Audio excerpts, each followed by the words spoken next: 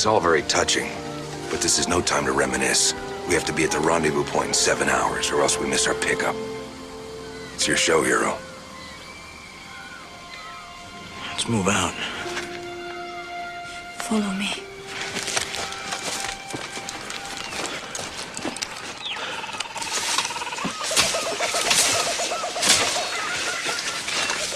We're late. I know a shortcut.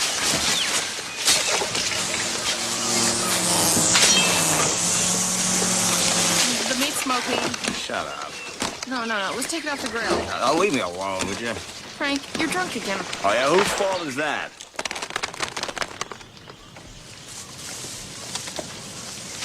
This is the best way to the prison compound.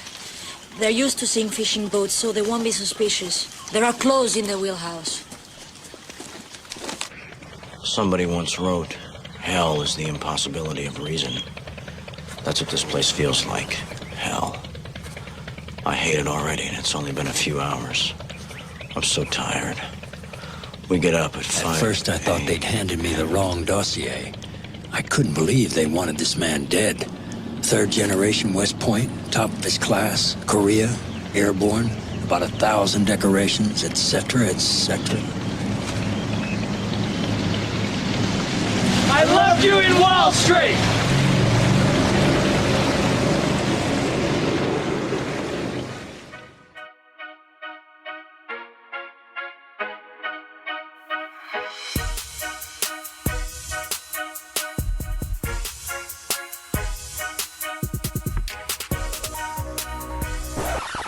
You have landed on the substance, but this is not a typical episode. We are typically a podcast aimed at being biblical, thoughtful, and human, where every other week we engage the culture without the culture war. But today is April Fool's Day. We wanted to have a little fun and put out an episode that's a bit of a companion.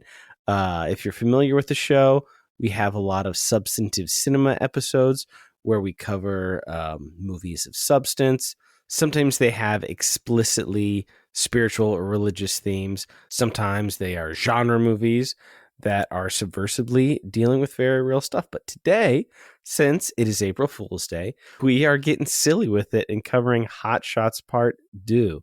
This was so fun. If you're not familiar with the Hot Shots movies, they're in the same school as the Naked Guns and the Airplanes. These are the spoof movies where they're just filled with gags and jokes, like really silly stuff. They're basically live action cartoons.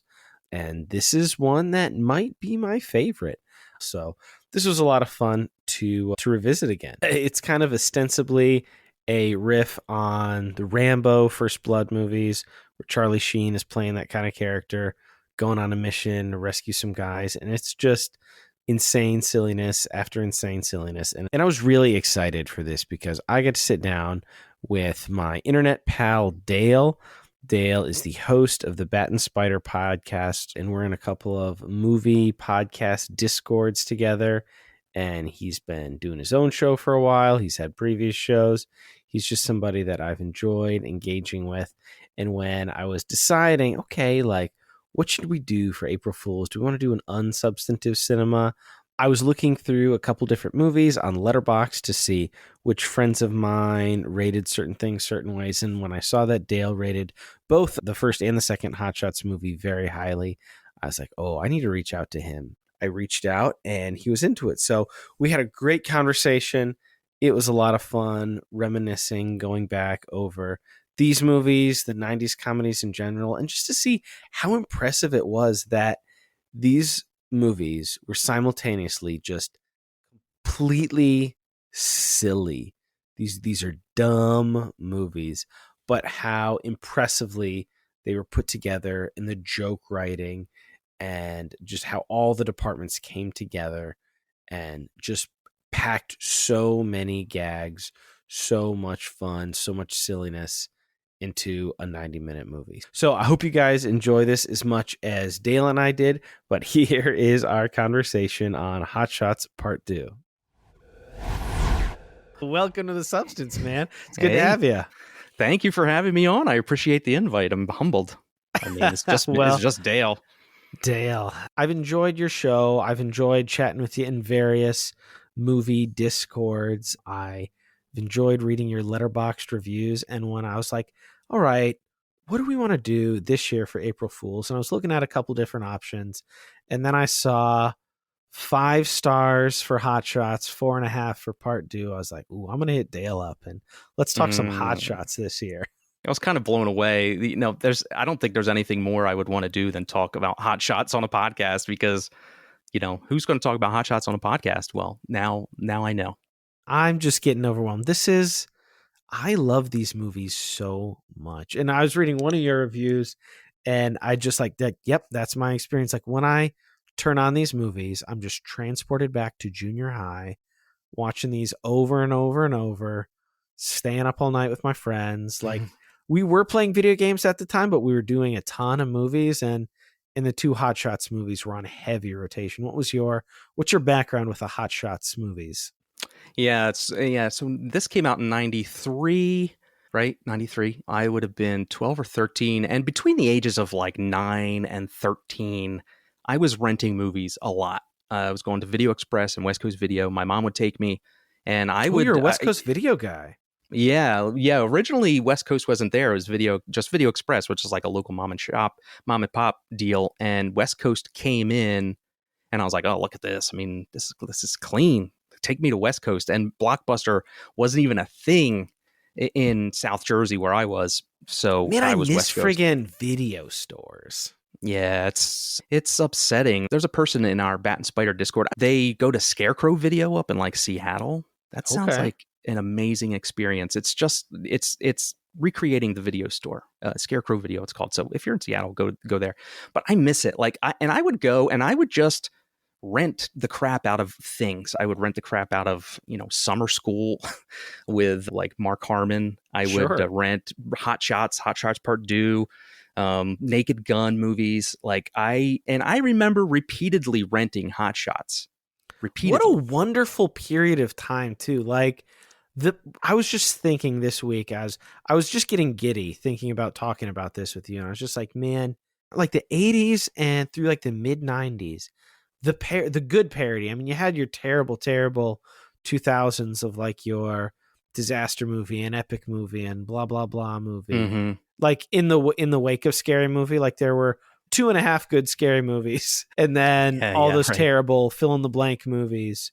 But like the 80s and the early 90s, these movies were just just a treasure trove of joy. It's astounding how they burned white. I mean, as a kid, they burned white hot for us, right? Because they released more than just Hot Shots. They did. They released more than just Naked Gun. There was 3 Naked Guns. There were. Spy and they're about Hard. to reboot it with Liam Neeson. Jeez, that's right. Spy Hard was pretty good. Lethal Weapon 1 or Loaded Weapon 1. Yeah. God, there was a plethora, and none of them were super bad. I remember Dracula Dead and loving it, probably being like the very tail end. Yeah, that was a little silly. And the 2001 parody was not great. I forgot what that was called. That was not great, but that was also on the tail end. Yeah, Space it was Travesty, whatever that was. God, do I remember that? But I loved the fact that if I didn't see anything I wanted at the video store, or if it was out, I would just rent Hot Shots again. And I was perfectly fine with that. I wasn't pouty, or I wasn't looking for something new to watch, like in the old videos or something. I was just like, let's just go to Hot Shots again, Hot Shots Part 2. And the parody movies then, and rewatching it today to do the show, just because, I remember it when I watched it 2 years ago, but I don't remember it. And it's like putting on a favorite album. Like every time a joke cues up, you're like, yep, here it comes. Mm-hmm. And also at the same time, there's always something new that you never saw before. And you really got to pay attention in Hot Shots and Hot Shots Part 2 and the Naked Gun movie. Chock full of detail. There's so much visual comedy, like props, stupid things that if you're not paying attention, if you look away, I love that. It's just, they're not just, I don't want to say they're throwing spaghetti at the wall to see what sticks, because it's like all planned. But, I was thinking today, it's just a shotgun of nonstop. Oh, it's nonstop, and everybody's involved. I'm thinking today I'm watching like Charlie Sheen on act in this movie, right? But he doesn't know like the set dressers and the prop makers and what they're doing to the set behind him. He's probably not even paying attention, but like 25 to 30% of the movie is like this stupid background jokes. Yeah. It's all background jokes. That's like a light, like a plate of a light switch or a lava lamp, like in the middle of this, Or anytime you're in a house, like all of the brands have funny names, like an old, like Mad Magazine cartoon, like all of like everything is a joke. Yeah. And I just love the attention to detail and what they did for their audience. I love it. And that's not even true. And maybe you want to say that for like when Scary Movie came out and like reignited that No, I mean, genre. it was fun when I was young. I don't think if I put it on now, I would laugh all that much, to be honest with you. Yeah, I rewatched I think Scary Movie and Scary Movie 2 over the pandemic. Scary Movie didn't hit as hard as it used to. Scary Movie 2 is like one of my all-time faves, but I feel like 2 and 3 have the most like laughs.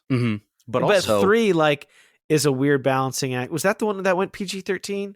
I think so. It's either 3 or 4 started and like that's fine, whatever. Like it doesn't need to be filthy, but like it got like a step. It was flirting with the like cartoony in a not good way, like cartoony that like was the epic movies and the Meet the Spartans.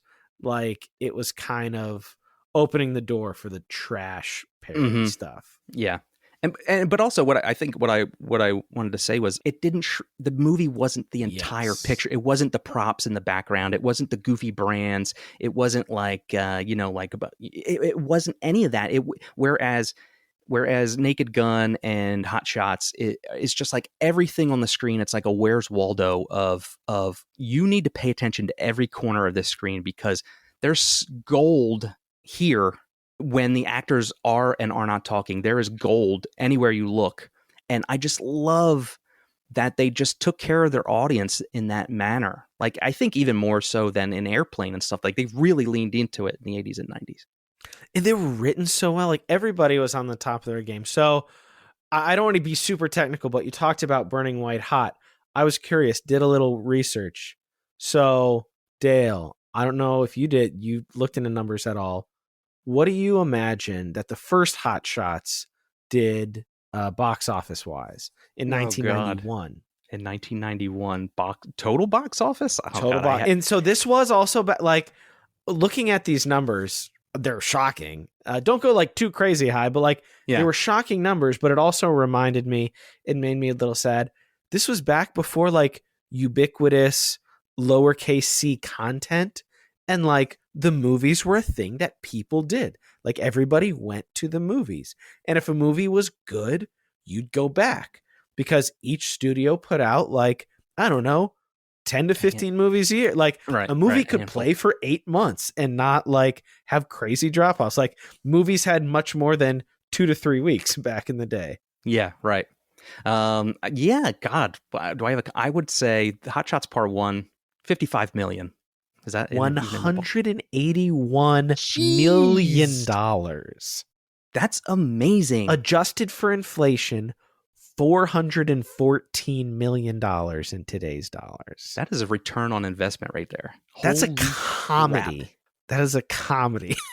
That's kind of that's absurd. Like if a movie made $180 million now, a comedy, people would be losing their minds. Yeah. Oh my God. They'd be like, we paid nothing to make this movie, and look at 180 million in today. That is impressive. I was flabbergasted. And then the sequel made like 134. Part 2 made $134 million. That is amazing. That is amazing. Like the draw. Wow. I love it. I love them even more now. I wish I could have seen that in the theater. I was far too young. I think I saw Spy Hard in the theaters, but maybe underrated. That's a really underrated one. Like I love completely. Airplane. For me, like the Hot Shots movies are my favorite of them all. I love Airplane. I love Spy Hard. For some reason, I really did like Wrongfully Accused. Or no, not Spy Hard. Spy Hard was fine. I loved Top Secret. Oh, Top Secret, the movie. Yeah, man, I am like Googling all these bad boys here. I kind of want to go back and like Right? revisiting this. I kind of wanted to go back and see it, but like, so it made so much money, and maybe we'll talk about some of this. But this is this is the goofy episode of Right. unsubstantive cinema here. But I was just also kind of stunned, just thinking about the movie going audience at the time. Hot Shots Part 2 came out. Like you had, what do I want to call it? Like cinematic, just the cinematic literacy of the general audience.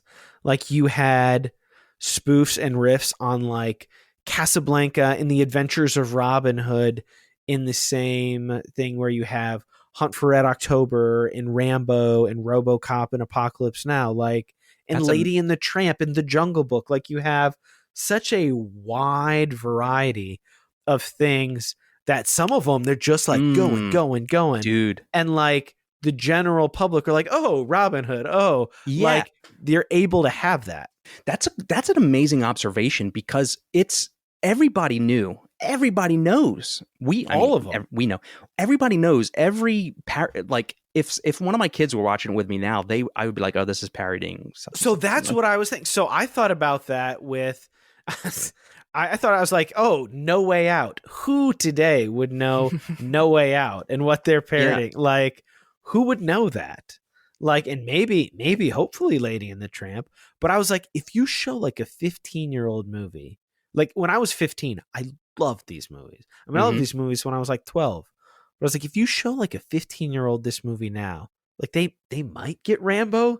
They might get Terminator 2. They'd get Star Wars. But like, how many of these would they get? And how that's many... not like, oh, the youth today, but it was just like the time that this came out was so special. If there was the equivalent today of like a parody movie released today, how much of the jokes would be just pop culture in general? Because like, you know what I mean? Like, so, you know, like I'm going to say like the Star Wars kid, the lightsaber kid, like that was probably a scary movie, but I couldn't think of anything more recent. But like, how much would actually be movies they're parodying and not just, you know, just like concepts. Shorts on the concepts from YouTube shorts or TikTok videos. No, like, exactly. Like all the culture is so diluted, blown out. Not in a angry old guy kind of way, but like the studio, like everybody there are like hundreds of niches, and like beyond your Dune Part 2s and Avatars and Top Gun Mavericks, not much. Maybe Game of Thrones, but like not much unites. There's not like a ubiquitous culture. There's a bajillion subcultures. Right. Yeah, you're absolutely right. They couldn't even scrape the big movies and hope that even half the audience would probably pick up on what they were trying to parody. Because these movies were so distinct and strong. Like with the Slippers, you're like, oh, like that's Wizard of Oz. Or the sword fight on the stairs, like that's Robin Hood. Like those were so iconic, but like because everybody is watching whatever their content on whatever their platform is, like there isn't like a standard of cinematic literacy for, and I mean, this is Hot Shots, so this isn't anything highfalutin either. This is just right? Like high quality comedy. God, we're ripping this. We're deep diving on Hot Shots Part 2 here. But you're right, and it's like that's all I can think. All I can think about, like at the end of Hot Shots when Topper Harley is like doing the Rocky scene, screaming for Ramona. That's going to be lost. It's lost to the world. You know, it's like, oh man, and I just want to watch. We're old. Hot Shots now. I know, not right? Younger, but like, you know, me, like as I'm like, I'm not that old, but like genuinely, I wonder if, I mean, it's silly enough. I hope there would be some good, but yeah. And I also felt good. I'll say, rewatching it, I was like, I feel like most of this is still pretty funny. Like, we talked a little bit off air before, comedy sometimes doesn't always age great. There's a little bit here and there, but I feel like for the most part, because it was so silly and so slapstick, that most of the stuff still lands. And the stuff that like is a little like, maybe that doesn't age well. Like these people were like being buffoons. It's not like, it's not like old James Bonds where you watch them and cringe. Yeah, absolutely right. I did dance around like, are they stereotyping? Like, is this like dancing on Like territory terrorists. Yeah, exactly. Like, or is that okay? Like when we watched the documentary, and the one guy. The one guy who's one of the terrorists, and he's like, I haven't been paid at all. Why is there a problem with this? But he was just a guy, he was just a guy playing a terrorist. So what you were referencing also, this is something that literally day of recording, I was just doing some Googling, preparing for the show tonight. And then I was like, oh my gosh, I just learned that there's a promotional making of documentary, like in the spoof style of Hearts of Darkness. So I was like, Dale, I don't know if you know about this, but check this out. So I'll throw a link to that in the show notes. I need to know. I thought that was hilarious. I need to know. It was hilarious that it was made. Yeah. Where did it air? Where was it? HBO. Oh, it was on HBO. Yeah. Okay, that's cool. That's cool that HBO gave it some time to to plug the movie, the incoming movie. And I wanted to go back and say, like, it's cool to watch it now because as a 12-year-old, I was picking up on the major references. Sure, yeah. But now, like, it's not just he's going up the riverboat when he passes his dad. So funny. But like the voiceover work and him writing and stuff, now I know that that's him, like spoofing Platoon, which is the movie he was in. Like, so he was in Platoon. Martin Sheen was in Apocalypse Now. They're both in Hot Shots making a Wall Street joke. Like, this is just really intelligent stupidity. Yes. Yeah, exactly. I just, I pride myself on like, wow, it was the levels of that joke. Yeah, exactly. And they never stopped. They just always did it. Like, they started with like a Platoon and an Apocalypse Now joke going at the same time. Wall Street, it's done. And you're like, and he's like, and that's just one Platoon. joke. Like, yeah, exactly. That's like in the span of like 15 seconds. He's like quoting Platoon as he's writing to his grandmother, just like in Platoon. It's just phenomenal. And I think whatever Charlie Sheen's whatever now, but he's like at the top of his game. And this was Hot Shots. And he had no fear. Like, he got ripped. Oh yeah. For this. Oh my god. He looked amazing. I love when I was a kid, man, that I forget if it was Rambo 2 or 3, but like that scene where they're like kickboxing in that like underground fight club deal where he's getting like all the hot fudge, like dessert stuff, like on his, like, I love that scene so much when I was a kid. And whenever the Colonel, also the guy actually from Rambo, when he's Richard got that Crenna. like, pig snout sandwich and all that Oh my God. snot comes out. It's so silly, but it still made me smile. Yeah. It's man, it's so good. I laughed. I cracked up when they showed that scene again in the documentary. I just laughed my ass off when him biting in that snout, because it's Richard. So Richard the Crenna sound work on in that the too. Rambo. Just like like gives you the willies just to hear what he's biting into. The fact, the fact that Charlie Sheen's in Platoon, Richard Crenna's in Rambo. And they're just like, yeah, I'll do this movie. I'll parody myself. It's so good. This one, I mean, it goes hard. It goes hard in the first one when Ramada and Topper are like in front of the fridge and it's like sizzling bacon on each other or whatever. But the limo scene in this, where they're like rubbing tongues on each other and stuff like that, I was like, this is like borderline right now. I mean, like, was I supposed to be watching this as an 11, 12-year-old? Or no? So the first time I watched this, I remember for some reason it aired on Disney's ABC Family. I did not first watch this on HBO or from the library. I was probably like 10 maybe, and it was on ABC Family, and I caught like the last 20, 25 minutes, which is like the bombast and the action, and just like the whole movie's rapid fire jokes, but the end is just like full speed ahead. And I was like, oh, this is great. And then I got it from the library, and my parents were like, oh yeah, sure. And then I was like, my God. oh, this is a bit, yeah, it was PG-13, but it was a little spicy. Yeah, it's like, geez, like you're like even for PG-13, I mean, they're just like slithering around each other's tongues in the limo. I was like, man, what is going on?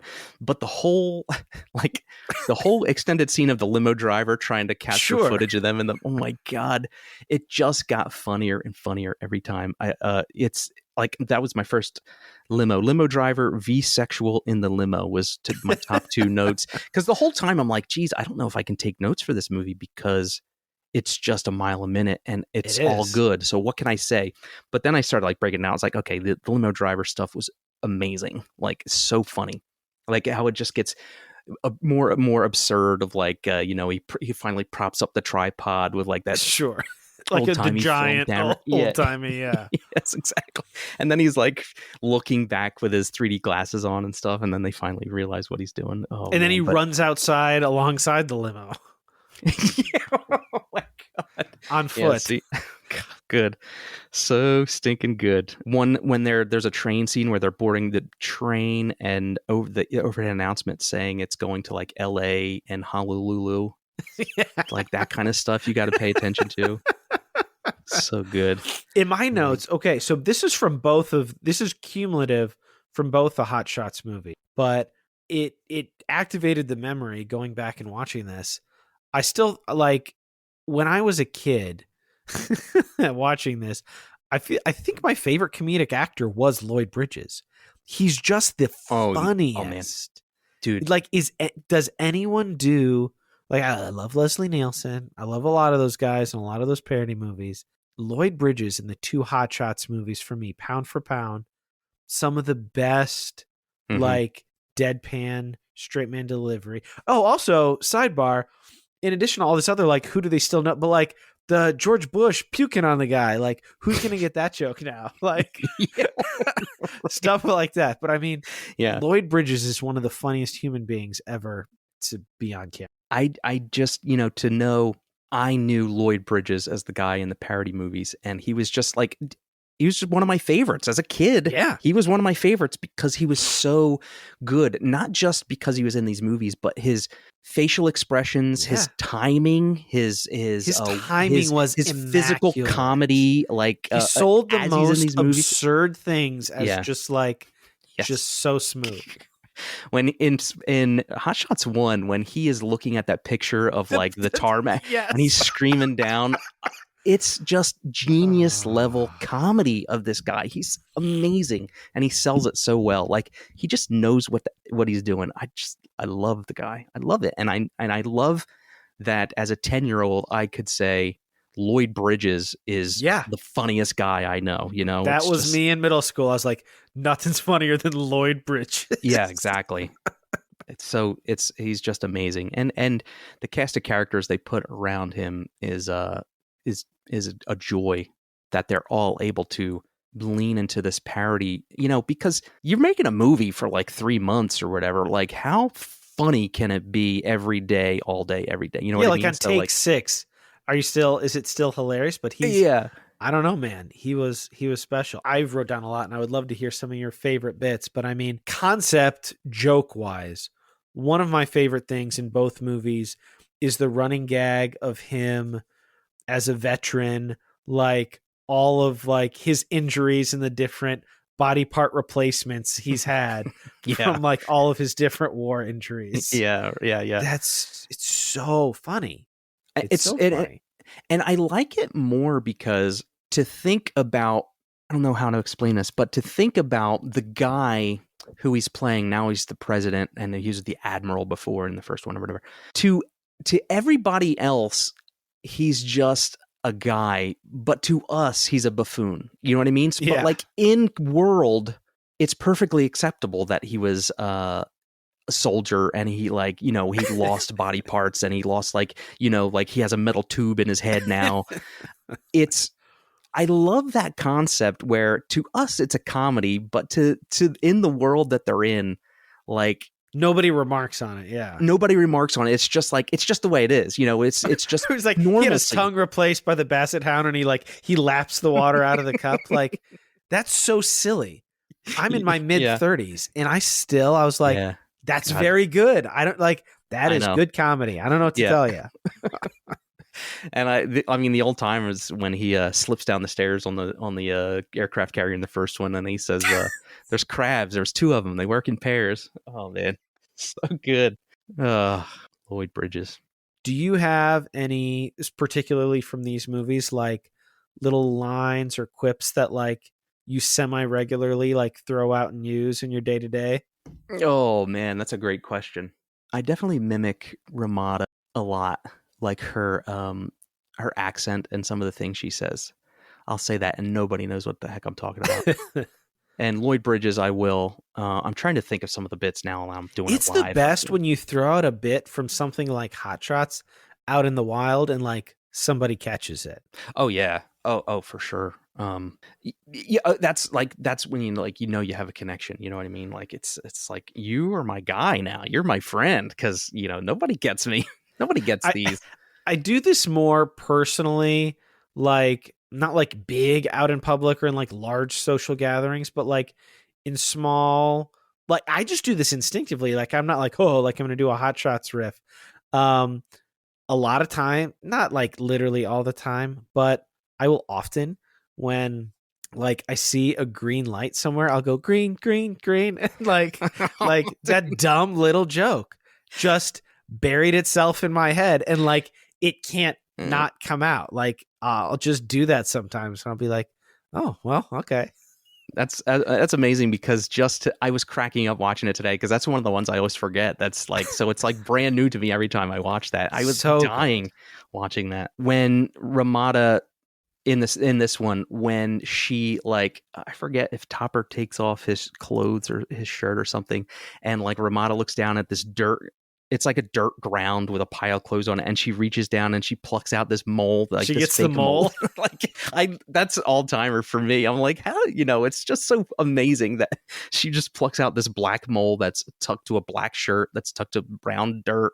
That's all timer for me. This sticks with me forever and ever. Miguel Ferrer is one of my favorites. That's one I wanted to like. When do you think of Miguel Ferrer in a comedy of any kind? Like he's the guy in RoboCop. He's the dirtbag in RoboCop. Like, yeah, no, I always think RoboCop and Twin Peaks for him. Yeah. And then whenever I see this, I'm like, oh, I just love this man so much. And like, it's not something that's actually funny, but it is very funny. Like the little pep talk that Topper gives his character to like get his head back in the game and battle, and then he gets up, kills a bunch of guys, and then goes, war. It's fantastic. Like he's doing like an infomercial. Like, yeah, it's so good. It is so good. Like, and he just they bring out the comedy in him. Like, when could you ever picture him being funny at all? But he's funny. When they're on the river going upriver, and he's got his like boat crew with him, and they're just getting ready to get boarded by the terrorists, and they have to look busy. Yeah. They have to look like they're fishing, but the guy is terrified to touch a worm. Yeah, he doesn't want to touch the worms. The physical comedy in that is amazing. Like the way he sells it on his face, it cracks me up every time because like, I know I'm there with you, dude. Like, I used to fish, but now, like, to think about baiting a hook right now, like I'm a little wimp to think about that. And like the way he was just so squirmy about it and stuff, it cracks me up every time because he's got to, or they're in serious trouble because they're going to be found out if he doesn't bait that hook and get that line in the water. You know what I mean? Like that's what he has to do, and he's so scared to do it. He's so scared to touch a worm. I love it. So with the green light, before they jump out and do like their paradive to like go to the mission, that's got like 3 of my favorite jokes like in a row. Well, the green, it's not like, oh, that's hysterical, but it's funny. It just like has always been funny to me, and it just sticks in my head. I love the little throwaway joke of, what's the guy from Whose Line Is It Anyway? I'm dropping his name now. Ryan. Oh, Ryan Stiles. Charlie Sheen's character has a book, and Ryan's like, oh, what are you reading? He goes, Great Expectations. He goes, what do you think? He goes, it's not everything I hoped for. Like, that's so stupid, but it's so funny. I love it. And then the one I was like, I don't know, can we still laugh at this? But the Geronimo thing, I think that's very funny. I was like, that's just his name. I don't feel like that's, for a second I was like, oh, like, is this? I was like, no, yeah, I think that's still fun to laugh at. where a bunch of the guys all jump out and say Geronimo, and then a Native American jumps out and yells me. Like, that's funny. God. Oh man, so sick. I love it. And like that, and again, that is just nonstop. Like most comedies will take a minute or two to build up to a punchline. This is just like doesn't stop. It firing does not off stop. like rounds left and right, and Yeah. just lobbing them at you. And you can rewatch these over and over and over, like you said, and Oh yeah, and get new because stuff. it's new. And between watches, you forget the ones you really loved, and then you find new ones you love. Like it's just, it hits different every time you watch it. Something else is funny for you, whereas you might have loved something else before, but it's just like brand new. There's a scene where Topper's getting out of the shower. I just wrote down a line, brushing his hair, but he ends up like in front of a vanity mirror, and he's like brushing his hair, and he looks like little Lord Fauntleroy with his like his wispy hair, and he's Little like poofy. brushing it, but he even ends up with like this white lacy like shirt that you can only see the very top by his neck, but it just like plays into this role where he's like this little lord and he's brushing his little hair. Oh my God, it's so like the details and the things they think of. God, it's so good. It's very silly, but I laughed pretty hard again. The I'll kill you till you die from it. That's one that every now and then I'll throw out there. I think once or twice forever, like somebody's caught that. Like that's the one I feel like that's a little bit more recognizable. But my friend group in middle school and high school, we quoted this all the time. Beautiful. That's heartwarming to hear. I love it. I just love, it's fantastic, man. These movies are just amazing. I mean, I took notes and then I stopped taking notes. So it's like this whole, because this whole movie is, the small, I wrote down the small stuff because just like aside from the props and the set dressings, that's so funny. Like there's Richard Crenna's like tied up to the metal mattress and they're asking him about his pain. And then he says, I've been married twice. And the guys that are torturing him, they're like, oh yeah, like they like let all this, and it's so funny because it's just like it's so over the top the way they react, but it's not like funny, like it's not crazy over the top, just like, oh, we know, we're right there with you, dude. Oh yeah, like it's so, I keep saying like, and I apologize for your, that is all right. When I sometimes I go back and listen to these, that is something I am actively working on, is what the little physical stuff kills me. Like when the guy jumped over the bush and like cut himself. And I think that might have even been a Die Hard joke too, because I guess that did happen in Die Hard as well, right? Yeah. Yeah. But yeah, the insane action at the end, and they used it for the poster, but man, when he shot the chicken arrow, I laughed again. Like that's a very iconic, silly cartoon joke. It's very funny. And then it lays an egg. Iconic. Yeah. Another Ryan Stiles bit that I love is the physical comedy on his face when Ramada starts ripping her shirt up. Oh yeah. His face is amazing. He doesn't do anything but like react to her ripping your shirt up, and he's like, "Oh, I think I got hurt too on my leg. It won't stop." He's so silly. She like, yeah. His face is amazing. I took this note. Maybe you can help me because I cracked up. But I only wrote down the first part of the quote was when the guy is like screaming into the radio, "Do not take this literally." I think he starts like screaming about all this stuff that they have to take literally. Like, oh no, he says, "Do not take this literally." And they're like, the rooster's in the foxes in the hen house. The vultures are circling overhead. And he's like, "Do not take this literally." Yeah. But it's like, so they're all looking up, like they're all looking up. He's like, "Yeah, we got a couple of goals, but I don't." It's so funny. He's like, but he tries to preface it, "Do not take this literally." Just nonstop. Very good jokes. I was also thinking about Lloyd Bridges because of the little making of spoof. Even when the camera is super zoomed out, when they do that president's bit where they're breaking new ground with all the old presidents, and he's just wrecking shop and takes them all out with the shuffle on accident, like that is the physical comedy. Yeah, like it's hard to beat someone getting hit in the face with something. Like that's actually, do you know what one of the hardest, I forgot about this, I didn't write this down, but what got like the loudest explosion of laughter from me was when Lloyd Bridges was in Air Force One, and like I forget what happened, but like he got bad news and he hit the fork and it went into his aide's head, and just the sound effect of like fork going into flesh and the crazy exaggerated scream from the aide who the fork lands in his head. Like that killed me. Yeah. I went back and I watched it I watched it 3 times in a row and I kept laughing harder. He's like, "Oh no." And he was like, "Oh," like it's very funny. When his elderly old wife walks into the Oval Office and he starts to accost her. Saboteur. Yeah. And then they're like, "No, that's your wife, Mr. President." And then he like grabs her by the arm one last time and he says, "Find out what she knows." And he comes her out of the room. His face in that moment, I died. When he has the little, like the old, like the, not the viewfinder, but the little kid's toy when he's going at himself and he's looking at Mount Rushmore and it, talking about the Iraqi coastline. I was just like, I can't help but smile. Yeah. I don't, maybe it's because I've watched it probably 40, 50 times, but it's good stuff. I miss this type of thing. Right. Yeah, you're right. I miss it. And I don't think for one second that it would be something new would be lost on us. I think because it's so forever, like this style of comedy, obviously we love. So I don't think because we're older and we see something new now that it would be lost on us. But also, we went upon earlier.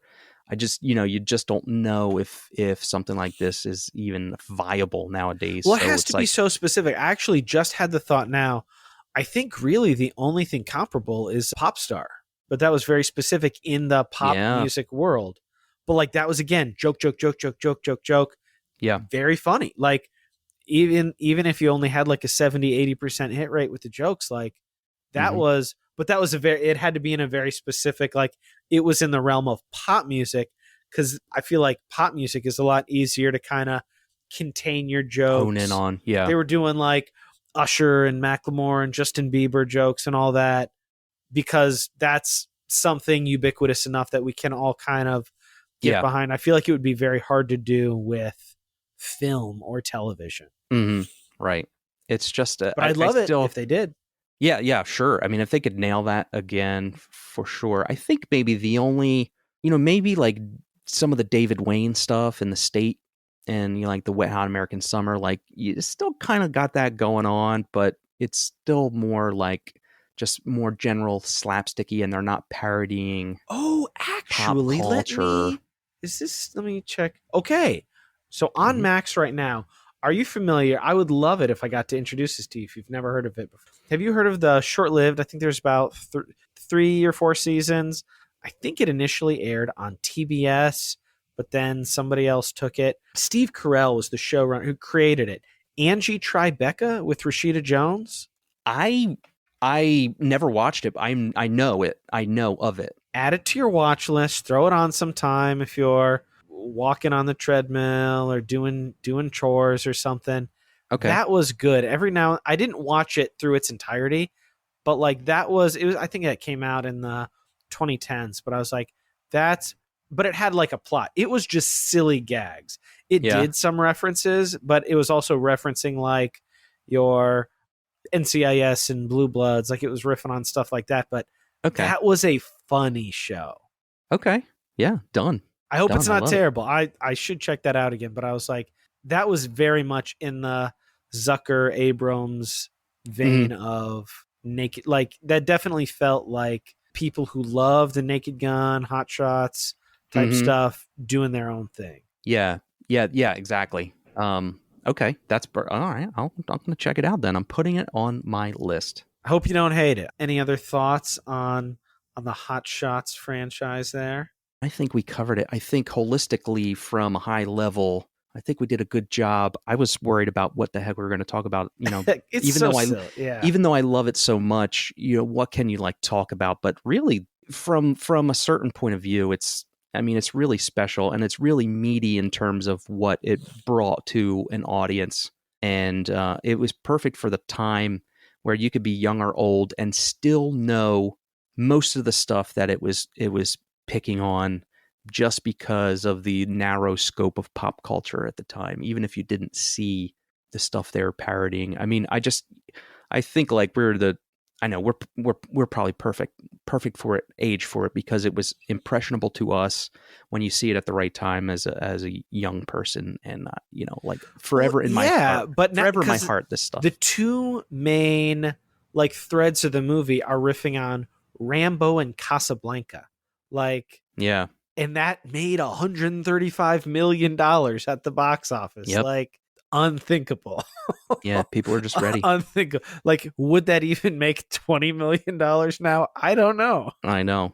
Would it even premiere on Prime Video? Exactly. Thank you for inviting me on to talk about Hot Shots, because it really like help exercise some yearnings that I've had to just talk about this on a level where I don't know, it's just meaningful. Even though it's silly, it's meaningful. And I think you know what I mean. Well, and I also realized, this is for me, I don't know how much of this I'm going to track down. I didn't know Valeria Golino was still working. I was like, I was in love with this woman when I was a young boy, and I thought she just disappeared. She's done a lot of stuff, and I just hadn't seen darn near any of it. I know. I Googled her today too to find out where my crush was. Because I mean, both of the female leads in Part Deux were left an impression. Oh, indeed, yeah. I mean, especially the one that's got her bra like in the back of that limo, touching tongues with Charlie Sheen. Jeez, yeah. Valeria Golino though is beautiful. She was with Benicio del Toro during this time. Wow, was she? Yeah. 88 to 92. Amazing. Listeners, if you got any strong performances from her that you recommend, let me know. Oh, she was in Frida. I've seen that, but I don't. I remember her in these movies and Escape from LA, and in my head, like, that's all she's in. I like Bruce Campbell's book, If Chins Could Kill. I think it's in one of Bruce Campbell's books about his time on Escape from LA. Oh yeah, the Surgeon General. Bruce Campbell was a big internet thing for me, and like, he had The Evil Dead, he had a couple of things, and then when the internet came out, like, it really helped him. Like, 100%. Yeah. Not necessarily level up, but like cash in on the genre fame. Yep. Completely. You're completely right. I mean, the internet, what did the internet do for cons and getting eyes on cons, and him like having a whole segment at every Wizard World that existed? You know what I mean? Like, he got his own game show and all of that. Like, there's a time I watched a couple episodes of that on Tubi. Through it. I mean, like, the dude just king. He's a king for a lot of people. And I think by now it will have been announced. So plug, if folks are still listening, I will be on the season 2 finale of 70mm Rejected, covering The Evil Dead. Whoa! We're recording that in the next week, I believe. Boy, I can't wait to listen to that. I liked your previous episode that you were on. I think were you on one other episode? It was really good. I've been on 3, and they happened to be 3 in a row. They were the final 2 episodes of season 1 and the premiere of season 2. I think the last one I did, it was either the Linklater Before movie or 500 Days. I think it was 500 Days of Summer. 500 Days of Summer. Was the last one I did. Yeah. Okay, maybe that's why I thought you were on just one, because they were all together, and I binged them all at once. Nice. Yeah, we did. I did The Lion King, Before, Sunrise, and 500 Days of Summer. 500 Days. Yeah, that's the one. That was a great episode. Wow, The Evil Dead. Amazing. So good. I'm excited to listen.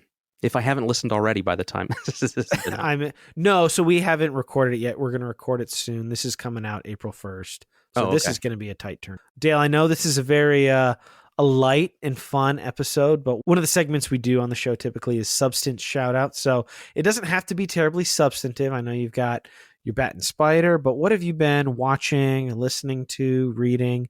What has been something that you've just enjoyed or was really fun that you want to commend to people? If you got a couple things that you've really enjoyed lately that you want to say, hey, check this out, stream it, listen to this, watch this, read that. Wow. I was not prepared, but I guess I have a couple things I could maybe talk about. First up is a book.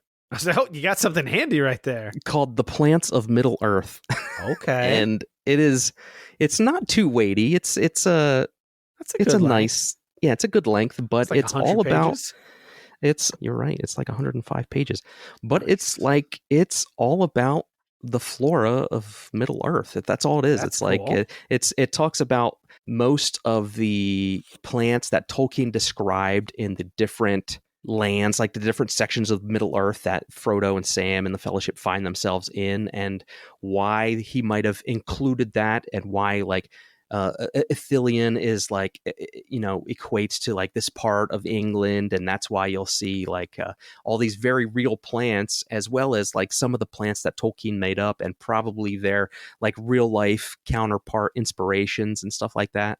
I bought it because I'm doing some like research for something else, but I find myself really enjoying it. And there's like some sketches in there and stuff of like what you might see to help put it in your head, like when Tolkien describes it in the books. Sounds And like also- gentle, fun reading.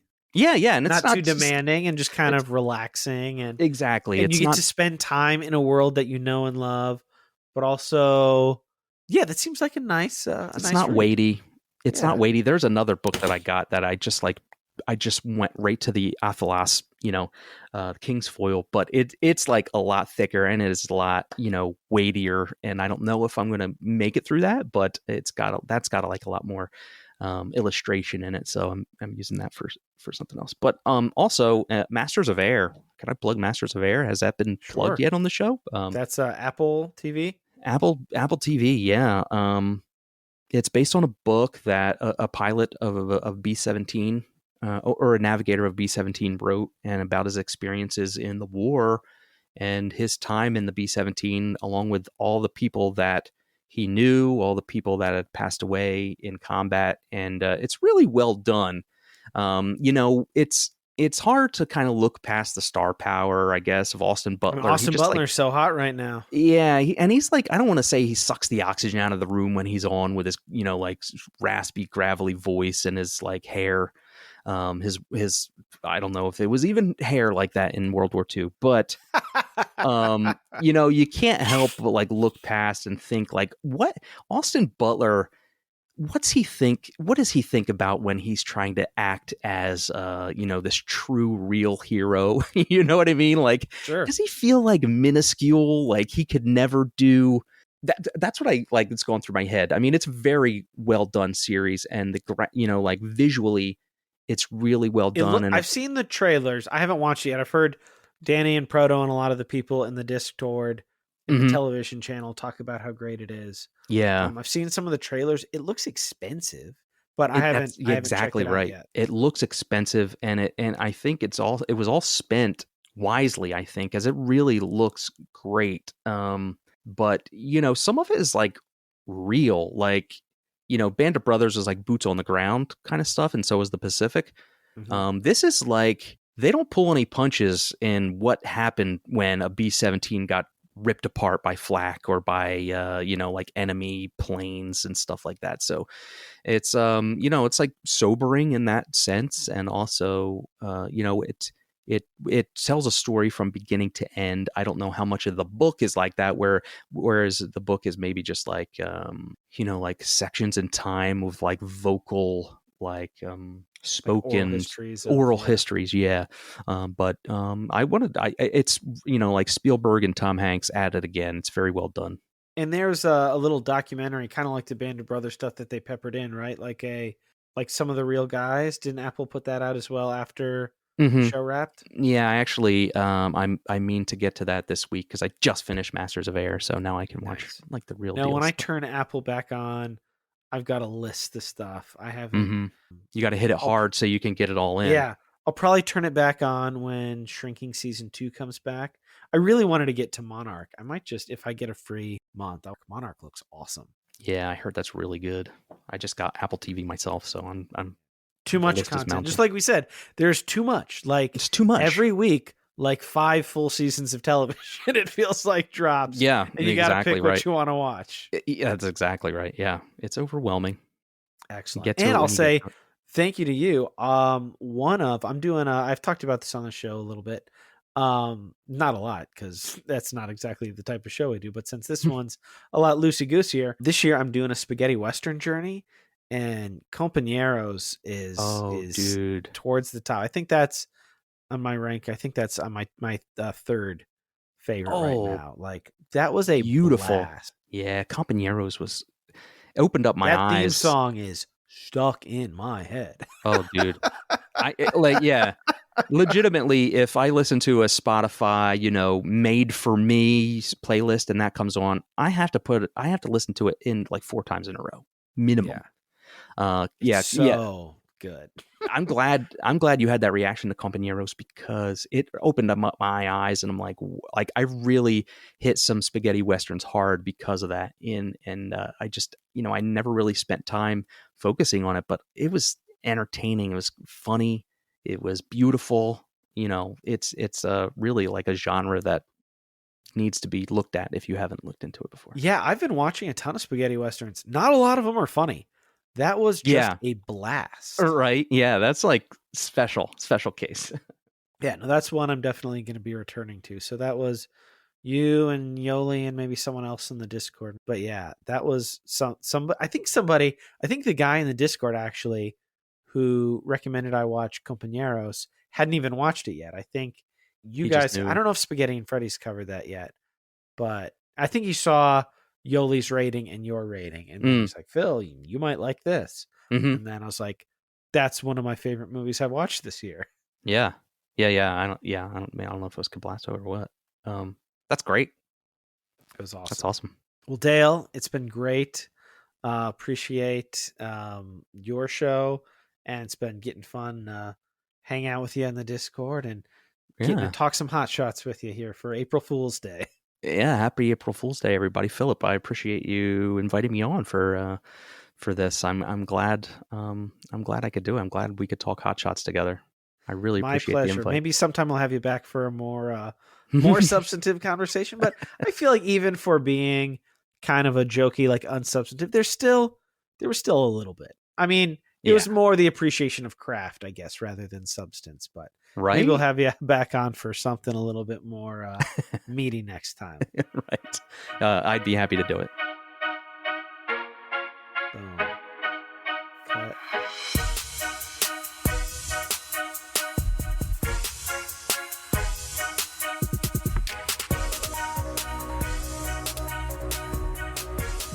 So there you have it. That was my conversation with Dale on Hot Shots Part 2. Such a fun movie. So glad to revisit it. If you haven't watched it before and you're interested in seeing it, it is currently streaming on Hulu. And that Hearts of Hot Shots documentary is on YouTube. I will have links for the documentary in the show notes. If you're interested in looking through our back catalog of substantive cinema episodes, I'll have a letterbox list of all the films we've covered. We've had great guests like Josh Larson from Film Spotting, Mike White from the Projection Booth podcast, John Carroll Lynch, an actor some of you may know. He came and talked about a movie he directed. And if things go according to plan, Mitchell may be returning soon here on the show. So that was a lot of fun. Happy April Fools. Hope nobody got you too bad with any internet jokes or things like that. If you like the substance, if you enjoy the show, follow it. Hit that follow button. I haven't talked about this in forever. If you're on Apple Podcasts or Spotify, follow the show. It's free. If you want to pay and support, you can do that at Patreon. You can sign up for as little as $3 a month and support the show, get the video, get a chance to vote for topics on future episodes. But if you just want to help the show and show your support, share this episode on social media, follow the show so you get notifications about new episodes that come out. And since this is a bonus episode, you can look for a new episode very soon. This coming Sunday will be my conversation with Courtney Ellis on her wonderful new book, looking up about birding and faith and grief. And it was a wonderful book. It's a wonderful conversation. Returning guest. It was fun to kind of catch up with her after it had been so long. And you can look forward to that here very soon. I've been your host, Philip Marinello, and we hope to see you again next time on The Substance. These are dumb movies. Dude, I admire your courage, and you're just touching tongues with Charlie Sheen. That's an amazing observation. I keep saying and I apologize for you. And Like all of like just like like are they stereotyping, like is this like dancing on territory terrorists? Yeah, exactly. Like, or is that okay? Like like yeah, exactly. That's like in the span of like 15 seconds.